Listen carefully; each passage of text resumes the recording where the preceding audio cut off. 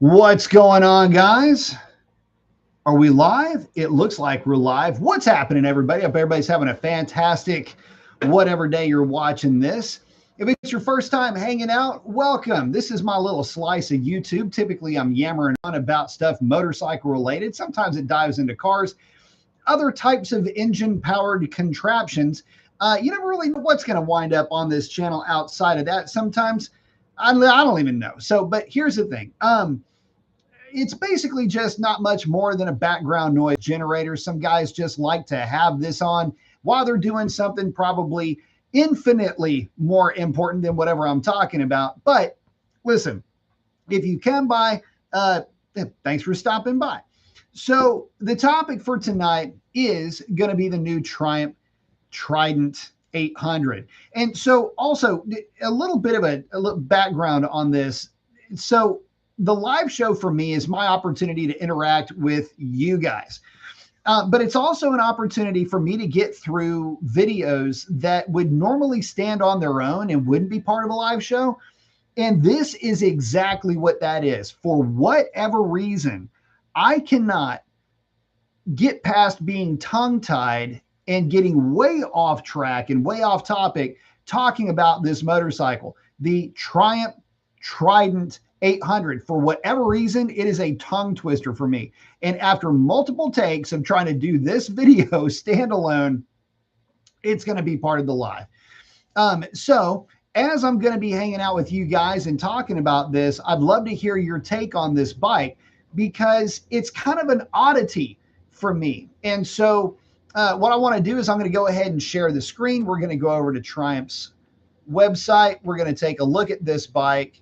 And we're just going to do it like this. Okay.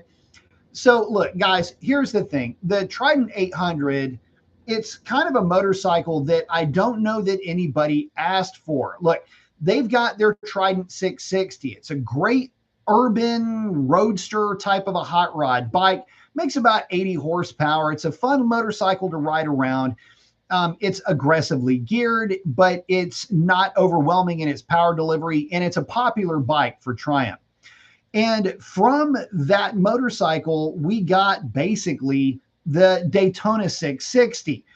And I can already hear some of you guys getting ahead of me now. Well, are they going to make a Daytona 800? Well, we're going to speculate on that for just a minute and why that may or may not be a good idea. But look, it works out like this. Yeah, the Trident 660 is a great bike, but maybe, I don't know, somebody thought that it'd be a good idea to make a little bit more powerful hot rod roadster, which is an interesting take for me. I mean, at least it has people talking about the brand in a more performance-oriented light. But I think the reality here is that although the Trident 800 is a criminally good looking bike from some angles, and it's no doubt going to perform well, is it really going to stack up in this murderer's row of middleweight sport naked bikes, or at least sporty roadster-ish bikes? And look, without getting too deep in the weeds on these other motorcycles that are in the field, the one bike that you got to really focus on when you're talking about this Trident 800 is the XSR 900. I mean, it would be foolish to excuse me. See what I mean? It would be foolish to look past the Trident 800, or at least hold it to some standard in a vacuum. It's a good bike, but God, man, the XSR 900, which carries some of that retro theme with it, MT09 based, by the way, it carries that retro theme with it, and it's got the CP3 engine. So is it a good alternative? Is it really a better bike than the MT09? And is it the bike that Triumph should have made? Because the way that I see it, look, Triumph, so getting back to the bike itself, it is not a Trident 660 with an 800cc triple from the Tiger Sport wedged into it. And that is the engine that they're using, is the triple from the Tiger Sport 800. Right now, the only motorcycle that had that engine platform, now shared with the Trident. The thing is that it's not the Trident 660 with just that engine wedged in. It is its own, although based on the 660, it is its own chassis, which means that it had to go through chassis development. And it's confusing to me. I mean, I'm so scatterbrained when it comes to trying to talk about this bike. I've got so many points that I want to grab at. It's like a shark going through a school of mackerel. Okay, so we've got the Trident 660. We get the Trident 800 because we've made a new chassis to pull the engine out of the Tiger 800 to put into this new Roadster that is going to try to compete with motorcycles in this class that are already obnoxiously good and have a very strong following and that already have a retro themed motorcycle to talk about. I mean, you're talking about a motorcycle that is going to be exceptionally difficult to work against in that XSR 900. And the other issue that you've got is, I mean, look, let me just pull up the XSR 900 and explain what I'm getting at here. And this is any one of these bikes. I have recently, well, I'll pull up my own online immediately. They pulled up my picture of the bike. Check this. Look, here's the problem that the Trident is going to have straight away. And this is a real problem for. Look, the XSR 900, which is right there, that's the actual bike that I rode. It's one of the first motorcycles that comes up in the search. And the thing about the XSR 900, it's got the retro styling, just like the Trident 800 is trying to pull. But the big difference is that it's lightweight. The XSR 900 only weighs about 420 pounds full of fluid. The Trident weighs about 442 pounds full of fluid. But it's got the CP3 engine, which is more powerful, albeit not by a lot. But the problem is that the CP3 makes power in a very dynamic way. The CP3 makes a ton of tip-in responsive torque. You tip in, you get this great wave of acceleration. It's in essence, everything that you would want out of a Roadster is the XSR 900, whereas that 800cc mill that they're pulling out of the Tiger, God, it's taking me forever to get to this point. See what I mean by needing to do this on the live show? Anyway, when I rode the Tiger 800, how do I put this politely? I came away from that experience just feeling like I was disappointed. I had such high hopes for that bike because it's making roughly the same power as the CP3 engine. CP3 is making a little bit more, but it's in the same ballpark. 114 versus 117, 3 horsepower. What could be the difference? Well, as it turns out, a lot. Even though they're both triple cylinders, and even though the 800 that the Trident is going to get that comes from the Tiger has a 13-to-1 compression ratio, it doesn't act like an engine that has any real sense of urgency to it. The XSR 900, that CP3 engine that's in this bike, when you crack that throttle, it absolutely rips. And if you watch that video, when I do the ride-along video with this bike, wherever it is, right over here, you know, I nearly bought this bike. That's how much fun I had with it. I wouldn't necessarily buy it to go blasting B roads or canyons or anything like that. But I gotta say, as much fun as this bike was to ride and the way that that CP3 power plant put down the power, I rode this bike after I had ridden the Tiger 800. And it felt like a freaking monster by comparison. The 800cc engine, although it does make good power, I suppose, it doesn't have a defining quality and not big torque like the CP3. It doesn't rev to the red line like, say, a Hornet 750 will. So you're left with kind of a very missionary kind of a power output. And for a motorcycle that is going to be a roadster, you got to have something that's going to be fun. You've got to have something that's going to be exhilarating, not an engine that will get outshined by the Suzuki V-Strom 800. And it's interesting because I was thinking when I rode the Tiger 800, one of the things that I thought of was just how much better the 776 parallel twin was in that V-Strom 800. And I thought, man, you talk about an engine that is on paper way down on power. The V-Strom, that parallel twin, is only making, I say only, about 80 horsepower, roughly what the 660 Trident makes, right? But it is always making that amount of power, it feels like. You crack the throttle on that 776 parallel twin, and it's all there all the time. Whereas it felt like I had to really flog that Tiger 800 to get it to respond in any meaningful way. Well, now add a bunch of power, and you've got in the Yamaha, the direct line of sight competitor to that Trident. Yeah, you've got in the MT-09 or the XSR a bike that is going to be very difficult for that Trident to go up against. And even in terms of price, the Trident, I think, starts off at like $9,999 or something like that. But in reality, once you floss that thing up with some accessories and you can easily push it to around $11,000. Now, look, accessories don't really count in this game because we're all going to floss out our bikes, however. But I will say that Trident does a hell of a good job of allowing you the opportunity to accessorize your bike. If you go into their configure page, I got to say, when it comes to accessories, they've got a ton already queued up and ready to go. So in saying all of that, let me try to put one of these bikes together here. Oop.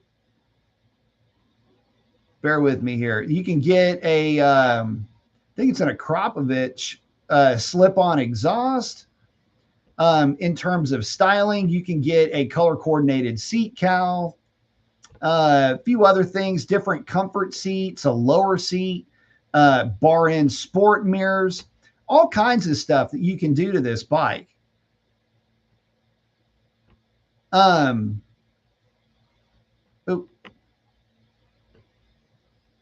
me scroll back over here and bring you guys up to what I am actually doing. I'm just configuring a bike for you real quick so you can see what I'm talking about. Look at guys. You start to play with this and it ends up being a really good looking bike. You're talking about a bike that, you've got a good looking fly screen, solo cowl, the whole bit. Again, the bike is going to look really good. It's just one of those things where you go, yeah, but you could get the XSR. The XSR has got a ton of aftermarket support. A objectively more powerful engine, but subjectively it feels like they're on two completely different planes of existence unless they do something different with that 800cc triple for the Trident. I gotta say, overall, a great looking bike, but do you spend, like in this case, let me scroll back over here. So with a few accessories, let me see something here. Just with a few accessories, we're at $10,500. Now, $10,000, here it is right down there, right there. So at about $10,500, you get a bike with, you get the slip-on on this thing, the solo cowl, bar end mirrors, really get this bike set up. It doesn't have the thing where you can flip the bike around. But I will zoom in on this so you can see this bike a little bit better. Hopefully that helps. There we go. So again, you look at the thing, it's stunning to look at. I love the chin spoiler on this bike. I think that really sets the machine off. Again, the Akrapovic slip-on, you can get that. Obviously, a full system would do a lot better, I think, on this bike. But again, I just don't know what you could do or what you could expect out of a $10,500 Trident that is realistically going to be going up against the likes of motorcycles with power plants that have already been tested, proven to be durable, and are in multiple different platforms that a lot of folks are very much enjoying. So what would your take be on this bike? I don't know what I would think. I don't know really where I'm at with this bike. I think it's clean looking. I don't really mind the rear fender style license plate thing, although if I had one, I'd probably swap that out. I do kind of like it's got that integrated fly screen. Overall, look, we're living in a world now where, it's either a sport bike middleweight that's going to cost you, unless you get a 636, it's going to cost you somewhere around $14,000. And for $10,500, you can get a pretty well set up Trident 800 that is probably going to be a fun bike to ride. I have my own critique of the engine, but if you remove that part of my opinion from this bike, I'm sure it's going to be a riot to ride. I can't wait to throw a leg over one. But it just kind of makes me think, they did a lot of work on this chassis to get it to fit the 800. They're not talking about making any more power, but it's a Euro 5 bike, so it'll be a global platform bike. Good power, good torque, all that.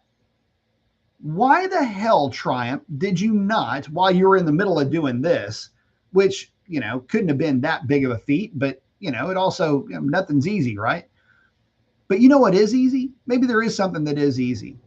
You take your Street Triple RS, put a Moto 2 fairing on the thing, put a set of clip-ons on it, and send it.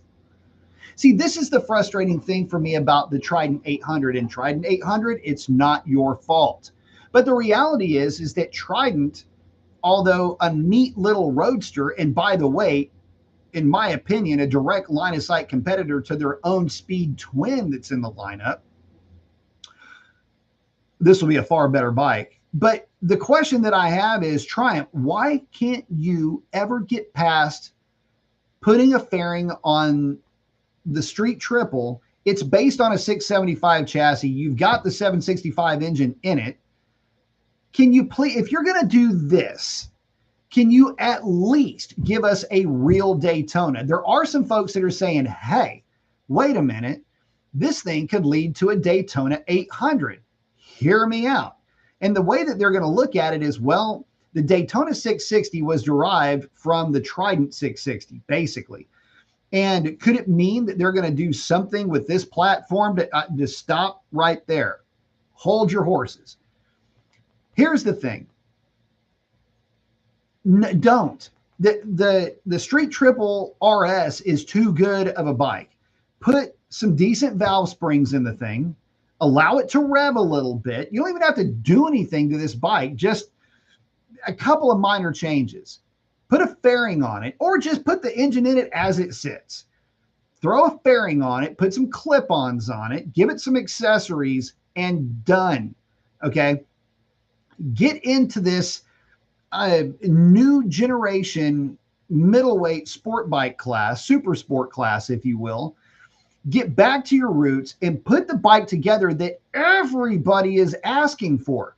Now, listen, it's a pretty bike, this Trident, don't get me wrong, but ain't nobody asking for a hot-rodded roadster from Triumph. What they want is they want a new Daytona based off of the existing platform in the Street Triple that's already based on the 675 to go up against the likes of Kawasaki 636, which is the only Euro 5 four-cylinder variant that's out there outside of MV Agusta. Well, MV Agusta is a triple. Anyway, you get the idea, CBR 600 RR, which we don't even get in the States. But you've got multiple bikes like the R9, the new RCR 900 or 990, I should say, from KTM. You've got the V2 Panigale. You've got the GSXR family of middleweight 600 and 750 that rumor has it in the next couple of years is going to be Euro 5 compliant. Will we see an example of that at EICMA? I don't know. Anyway, the point of all that is this. Triumph. Do the right thing. Make the Daytona. thanks for the Trident 800. And look, if you're interested in this bike and this is your cup of tea, this is going to be right up your alley. Roadsters are a lot of fun to ride. Don't get me wrong. Speed Twin is a great bike. It's a retro style roadster. Not really in this bike's class, but kind of in this bike's class because of power output and power to weight and all that. But anyway, the idea is this: roadsters are fun. They're neat bikes. And for a lot of guys, they kind of are a forever bike. You can do a lot with them. You can play with them. You can commute with them, all of that. People of a certain age really like these bikes. But for those that are more sport oriented, Triumph, take a look around you. You've got all these other motorcycles that I've already mentioned. Plus, you have the Chinese manufacturers that are going to come into your backyard and march you down. So, coming up with a Daytona that is in the same price position as all the rest of the field, with a motorcycle that has tooling that has already basically been bought and paid for, I think would be a no-brainer at this point. Call me silly, but it just seems to me that it would work out like that. So anyway, guys, that's my take on the new Triumph 800, Trident 800, Triumph, Trident 800. It's, again, tongue tire here. But that's my take on this bike. Let me check in with you guys. And then I have got to get back to work. Felipe's in saying, hello, hello. Armac's in. What's up? Saying, what's up, Professor? Hello. Armac's in. I'm still trying to peg what class it's in.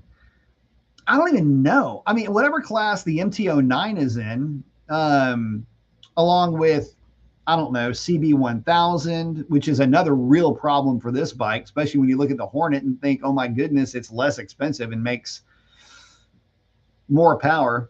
I mean, GSX S750, if it was still around. Where do you, I mean, I don't really know. It's in that kind of middleweight street fighter style class, I guess. Oh, Felipe's saying, my friend considered this Triumph. Oh, the MT-09, XSR 900, Honda CB1000. Oh, there's all the bikes I was talking about. You ended up getting a brand new GSX 750. I'm guessing GSX-S. Awesome bike, by the way. Armac saying XSR is very good. Yeah, it's really good. Felipe is saying Triumph has quality, but it loses when compared to the Japanese bikes. Here's where Triumph loses to the Japanese bikes. That's in resale value.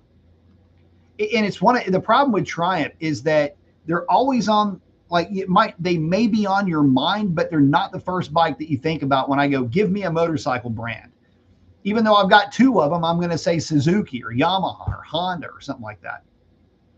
I mean, I have more Triumphs than I have any other brand.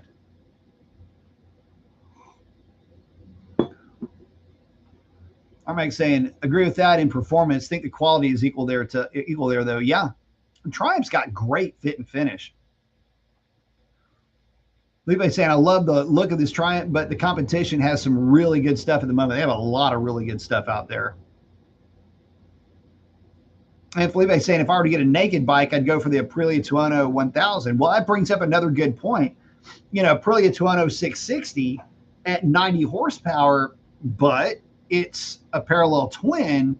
And that, or actually it's at a 95 or 100 horsepower. It's not that far off of this thing. And let me tell you guys something.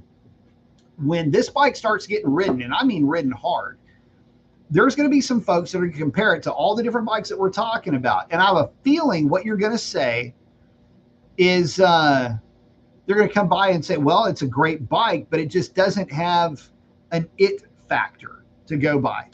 That's what I came by anyway. Armac saying that Aprilia's got sticker shock though. Yeah. What is the 660 Tuono going for these days? Let's see. Let's just do a quick search. 660. Oh, 660 Tuono Tuono. Oh, I forgot to say price. There we go. Yeah, Tuono 660, 11.5. I mean, it's coming with a lot of good stuff. Now, the thing is, though, the Tuono, it's not, I mean, it kind of is a roadster. It's kind of not, it's half fairing. I think it'd be kind of tough to really draw, but it's going to end up getting drawn into this conversation, whether it wants it or not. Let me give you guys a quick visual on that, on the Tuono. Let me jump on that for you real quick, folks. So in terms of, come on, thing. There's your Tuono. Thing is, like I say, it's not, I mean, it's roadster-ish. It's the thing about the Aprilia, the Tuono, that I like is that it's got a lot of fairing going for it. So you get a lot of wind protection on these bikes, much more than you do on a roadster. So there's that Tuono. And then you compare that, I got to say, you compare that to an accessorized Trident 800. I mean, I would say the 800 is a prettier bike overall. But here's the problem with the Trident 800. I mean, you pull up another pic here. The problem with the Trident 800 is this bike right here. Now we're talking about looks. Let me tell you something. Okay, so this is the base XSR 900, right? The bike that I would get. But hold that thought. Let me see if I can find XSR 900. I guess it'd be fly screen and solo. Solo cowl and chin spoiler. Let's see if I've got any images of this bike kitted out. Well, this is kind of close. The thing is Pyramid Motorcycles makes the XSR 900 fly screen. Let me get this thing pulled up. And I mean, I'm hoping that they have one of the bikes kitted out. This is killing me. What do we got here? Anyway, Pyramid makes it. Why do you know that Pyramid makes it? Well, because I've been kind of looking into these bikes for a hot minute. Dang it. Hold, please, guys. Anyway, dang it, I can't find a picture of the bike with both accessories on it. Well, maybe this does. Here we go. Okay, now we're talking. Golly, it only took me this long to figure this out. Okay, base bike looks like that, okay? But you start accessorizing this thing with some doodads and gadgets. Now, all of a sudden, I mean, you got yourself a bike that looks pretty good, and there's a chin spoiler that you can get for this thing too. And you get a tail tidy on the back of this thing, full exhaust. I mean, it is a damn good looking motorcycle once you floss it out. Plus, they've got different handlebar options that you can get aftermarket support for days on the XSR 900. So for me, it's kind of tough to argue against this thing. Let me check in with you guys. Yeah,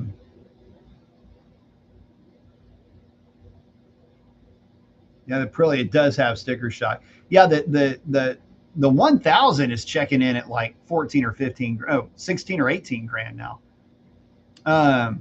X is in. What's up, man?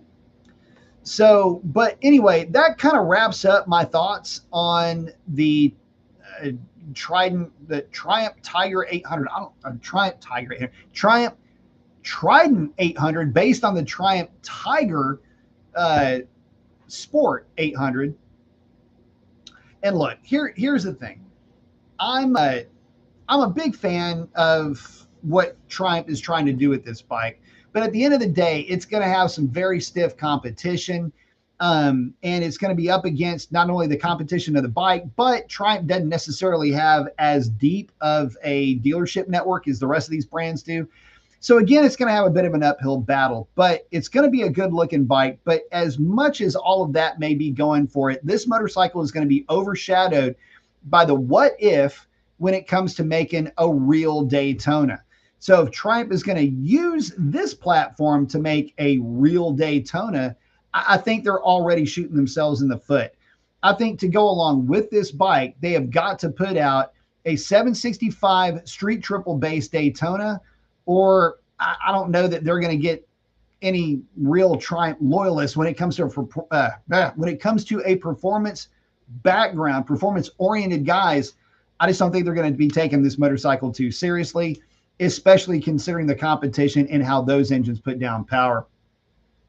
But with that, guys, I am going to go ahead and wrap it up. I appreciate you guys suffering through this one with me.